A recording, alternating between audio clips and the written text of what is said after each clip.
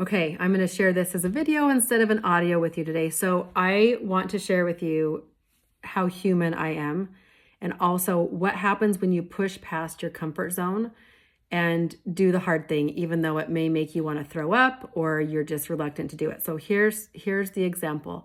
So right now I've had lists, you guys, like lots of lists of brokerages. And what my goal was to do was to call these brokerages and offer to come teach a class at their office.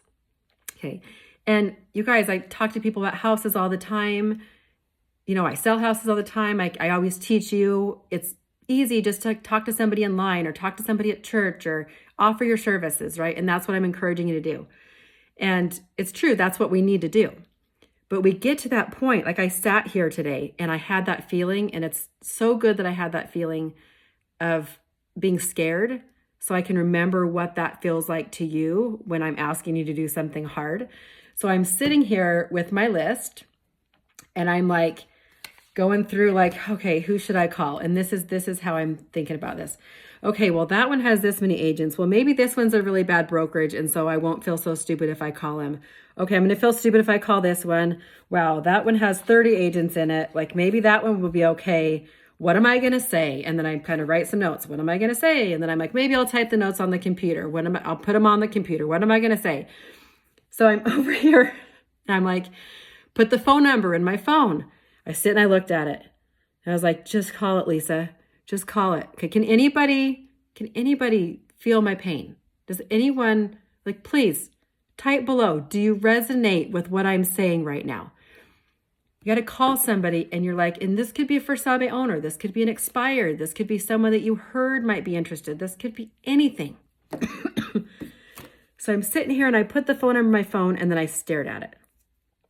And then I Googled the brokerage to see what the brokerage looked like and how many people were there. And then I'm like, okay, all right, what day am I going to go teach? All right. And so then finally I was like, just do it, Lisa. What's the worst that can happen? They're going to say no. They're going to hang up on you. They're going to reject you. They're going to say, I don't want your services. They're going to have like all this, right? Okay, here's where I'm going to cry. So I just pushed the number. This is funny. I pushed the number and I talked to a guy that was listed, at least on my sheet, as the broker, designated broker. And I, hi, this is Lisa with Agent Leader, and I'm coming to your area and I'm teaching about funnels. And so, I wondered if that's something you might be interested in teaching your agents. And he's like, well, yeah, that would be great. I'm not the broker anymore. And I was like, oh my gosh, like I just got the energy to push the button. Now I got to do it again. So he's like, but it does sound like something we might be interested in. So let me give you the name of the broker. Okay. So I got the name of the broker. So I'm like, shoot, here we go again. So this time I just put the number in. And I was like, okay, just call it, right? I already had like the energy going, had the excitement, a little bit of the nerves might have been gone. So I put the number and I called the guy. And anyway, so I'm introduced myself. I don't want to be a salesperson. That's not what I am, but I'm selling something kind of, right? So I'm talking to the guy, told him what I have to offer, what I can come teach their brokerage. And he's like, yeah, we'd be really interested in that. And we meet next Tuesday. Like, could you come next Tuesday? Yes, I can come next Tuesday, right? And then he proceeds to say, and this is the part that makes me teary. He's like, he has 3 offices. They have more agents. Okay, wipe the tears, Lisa. He said he'd like to introduce me to the brokers, the franchisees, because this is a franchise that I called. It's a smaller one. He's like, we have 26,000 agents across the United States.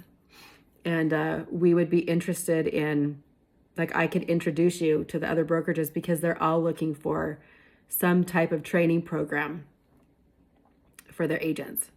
And I told him about my training program and yada, kind of went on about that for a while. And he's like, yeah, and I'm going to open up a brokerage in this state. And we really we've been looking for something like this. And I'm like kind of patting myself on the back. He's like, you are so much more put together than any like trainer that's ever called or coached, because he's familiar with coaching. And he's like, this is more than anybody's ever offered before.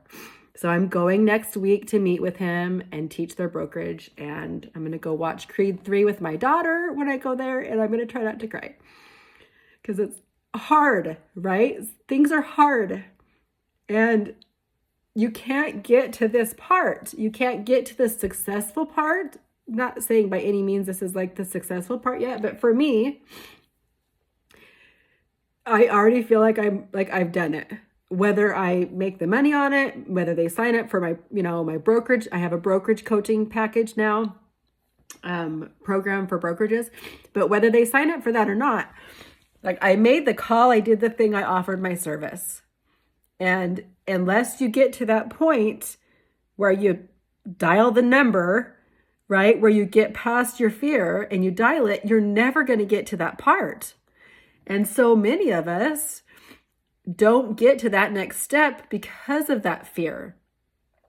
And so I would just encourage you, if you are in that spot, sorry, I'm a super big baby, but if you are in that spot where you're like, you're fearful, acknowledge and recognize what are you fearful of? Okay, what are you doing? And what are the thoughts coming to your head when you're doing it? That will help you identify what you're fearful of. So first step is whatever situation you're in, whatever thoughts start to come that like you're hesitating, whatever thoughts you're having, write them down. Okay, that's called a brain dump or a thought download. Write down what it is that you're thinking. And then from there, you can look at those things. And I want you to ask yourself, what if this is true? And what if this isn't true? Because what we do is we focus on the fact that we think this isn't true. We don't think it's possible, right? But what if it is true? What if you dial that number and somebody answers and says, sure, I want what you're offering. That's it. That's the thing that you have to do. So I'm back in your shoes, people, because I can sell a house in my sleep, but now I'm selling something new. And just like with every single one of you, I've talked to each of you, right? It's getting people to understand, what is your value? What do you have to offer? How can you help them? And why do they want your help? What can you offer? That's it, you guys. Know your value. And we went over this in our confidence mastery class. Know your value. And then just practice communicating it. And you know what? If I would have flubbed up and sounded like a complete idiot, I would have had to just dial another phone number. I feel like I'm done for the day. I'm like, that's it. We'll call it good with this one and I'll go have this one appointment. I should probably call somebody else, but I'm so excited. But get past that and just recognize, you guys, what if it isn't true? What if it isn't true that they're going to say no? What if that's not truth? What if they will say yes? What if they are the person that needs your help? What if they are the person that's been waiting for you to call? Think about that next time you're afraid to dial. Okay? Okay. Have an amazing day. Thanks for letting me share.